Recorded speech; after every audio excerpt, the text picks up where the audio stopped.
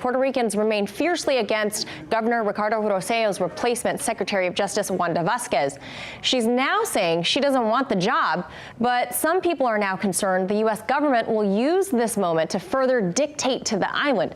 Joining us to break down what's next for Puerto Rico is Mr. Daniel Vila. He is organized on Puerto Rico and in New York. He's a member of La Voz Latina Collective, a program on New York's WBAI Pacifica radio station, and recently ran for Congress twice over in Harlem. Good to see you, Daniel. Thank you for being with us. Good afternoon. Good afternoon.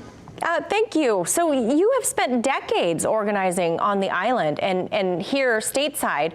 What makes this moment different? If we were creating a manual for, successful movements like this, what would you say allowed Puerto Ricans to be able to successfully and peacefully, mind you, oust Rosello?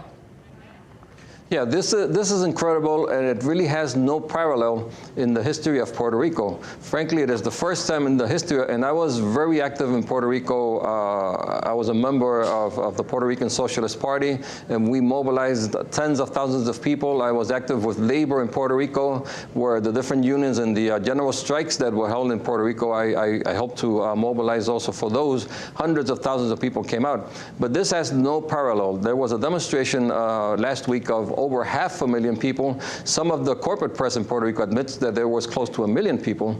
And these are young people. There's another very interesting element. Young people, which a lot of older people have been criticizing, saying that they were alienated, disconnected from reality because of the cell phones and so on and so forth. Well, it turns out that it was these people who were out on the street. They realized that what happens in Puerto Rico depends on them, that the future is theirs and they should control it. And how do you think these young people made this happen peacefully? Yes, that's the incredible thing. It was not completely peaceful because the police was very aggressive, as many people, millions of people saw throughout the world, throwing gas and beating people up and just taking over and dispersing people for no reason. But they were very peaceful in terms of their protests. And the reason this happened is because they had a sense of security. They were just so sure, positive, that they could get rid of the governor.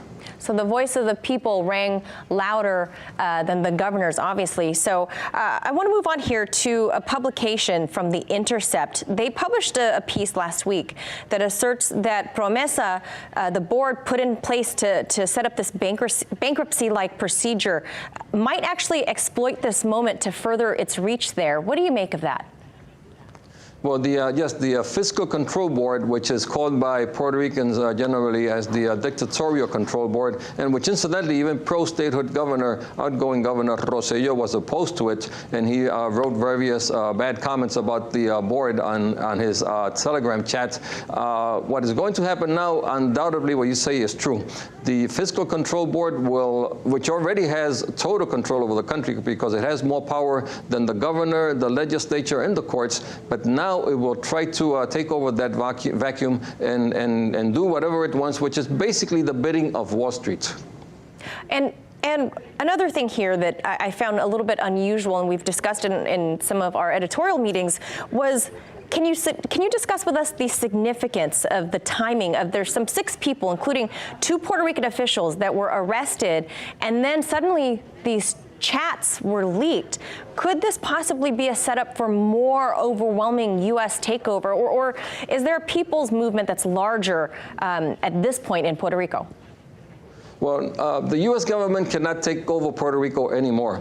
Puerto Rico was invaded by the United States on July 25, 1898, and the United States Congress has direct control over everything in Puerto Rico. Yeah. There is a facade, there is an illusion, a lie, that Puerto Rico is a free associated state, called in Spanish a Estado Libre Asociado, Commonwealth in English. It is false. Puerto Rico is a complete 100% colony of the United States. Now, what we do believe will happen within the next period, hopefully, is that people will realize that all of these problems that we have presently in Puerto Rico are as a result of that colonial status. And that's the next major hurdle. Hopefully, people will move from merely opposing these colonial governors or corrupt persons and institutions, and from fighting against the Fiscal Control Board, and moving towards total independence. Only total independence can solve the problem problems of Puerto Rico. And incidentally, there is only one point in which we that favor independence and also socialism for Puerto Rico are in agreement with President Trump. That is, Trump came out very powerfully criticizing the governor as being corrupt. And he is absolutely right. And there, we agree with him. And we think that the next step, if he wants to get rid of corrupt governors in Puerto Rico, is to take hands off of Puerto Rico, let Puerto Rico be as an independent country, and that way we could both work as partners internationally on the international arena as a sovereign, independent country.